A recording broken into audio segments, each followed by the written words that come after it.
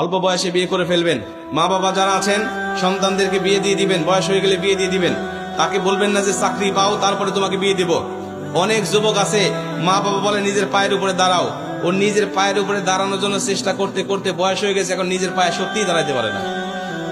কি কন? এমন অবস্থা হয়ে যায় নিজের পায়ে আর দাঁড়াতে পারে না, নিজের মাজায় আর শক্তি থাকে না। তখন ওই অবস্থায় সন্তানকে বিয়ে দিলে পরে ওই সন্তানের বউ আর থাকে না। কথা কোন ঠিক কিনা? এই জন্য সন্তানদেরকে বিয়ে দিয়ে দিবেন, বয়স হয়ে যাওয়ার সঙ্গে সঙ্গে বালেগ হয়ে গেলে সন্তানকে বিয়ে দিয়ে দিবেন। ভাই অনেকে বলে খাওয়াবে কি? ভাই বাবাজিদেরকে বলতে চাই, আপনার যদি অন্য একটা মেয়ে থাকতো তাকে আপনি খাওয়াইতেন না? তো আপনার ছেলের বউকে বিয়ে দিয়ে দিয়ে আপনার ছেলের বউকে নিয়ে এসে আপনি কেন খাওয়াবেন না তাকে বলেন? আল্লাহর কসম, আমি বিয়ে করেছি ছাত্র বয়সে।